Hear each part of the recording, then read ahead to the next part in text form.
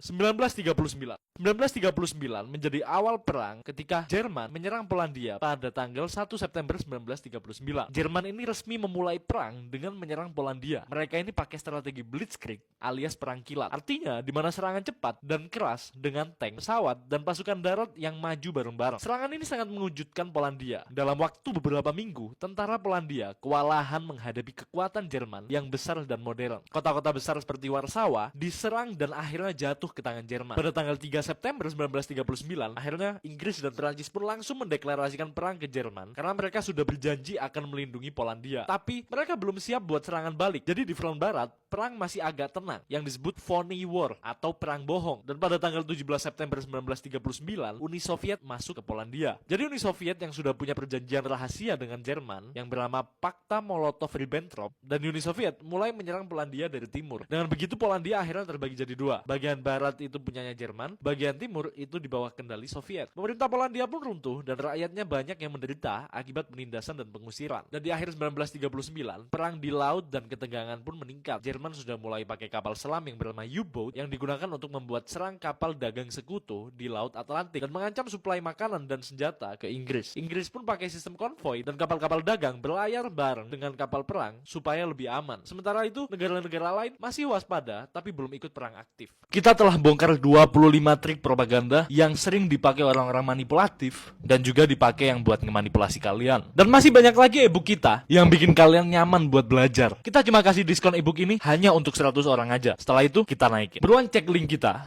1940, terutama di awal 1940, periode Phony War itu sedang berlanjut. Jadi setelah Inggris dan Perancis menyatakan perang ke Jerman di bulan September 1939, front barat itu relatif tenang sampai di awal 1940. Kedua pihak itu sibuk persiapan dan memperkuat posisi. Jadi belum ada serangan besar-besaran. Makanya periode ini disebut Phony War karena meskipun secara resmi perang, tapi belum ada pertempuran besar. Dan akhirnya pada April 1940, Jerman menyerang Denmark dan Norwegia, tepatnya di tanggal 9 April 1940. Tujuannya itu agar mereka menguasai pelabuhan strategis dan jalur laut yang penting, sekaligus mengamankan pasokan biji besi dari Swedia. Dan Denmark jatuh dengan cepat hanya dalam 1 hari. Di Norwegia perlawanannya lebih kuat, tapi akhirnya juga dikuasai Jerman dalam beberapa minggu. Di Mei 1940, Jerman menyerang Belgia, Belanda, dan juga Perancis. Lagi-lagi mereka menggunakan strategi Blitzkrieg yang sukses banget, dan pasukan Jerman pun menerobos pertahanan sekutu dengan cepat. Belanda dan Belgia jatuh hanya dalam beberapa hari, dan ini menyebabkan pasukan Inggris dan Perancis terdesak, dan terjadi evakuasi besar-besaran di Dunkirk, di mana ratusan ribu tentara sekutu diselamatkan ke Inggris. Dan di Juni 1940, Perancis pun jatuh dalam waktu singkat dan Jerman menguasai sebagian besar wilayah Perancis. Pemerintahan Perancis pun akhirnya menyerah pada 22 Juni 1940 dan Perancis pun terbagi menjadi dua. Wilayah utara dikuasai Jerman dan wilayah selatan jadi Vichy France yang kolaborasi dengan Jerman. Dan di akhir 1940, Inggris bertahan dan serangan udara pun dimulai oleh mereka. Jadi setelah jatuhnya Perancis, Jerman ini fokus ke Inggris. Mulai bulan Agustus 1940, terjadi serangan udara besar-besaran oleh Jerman yang dikenal sebagai Battle of Britain. Inggris pun berhasil bertahan dengan perlawanan hebat dari Royal Air Force atau RAF. Ini menjadi titik balik penting karena Jerman gagal menaklukkan Inggris. Dan latar belakangnya, tahun 1940 adalah tahun ekspansi besar Jerman yang bikin Eropa Barat jatuh satu persatu. Dan juga Inggris pun jadi satu-satunya kekuatan besar yang belum dikuasai Jerman di Eropa Barat. Akhirnya situasi ini bikin dunia makin tegang dan perang menjadi makin besar. Kita di singkat cerita ini pengen buat belajar harus gampang dipahami dan juga asik. Bukan yang lama tapi bosenin. Dan tanpa kalian kita gak bisa mengubah pola belajar yang dulunya boring jadi asik. Ayo kita ajak semuanya untuk belajar yang lebih asik lagi.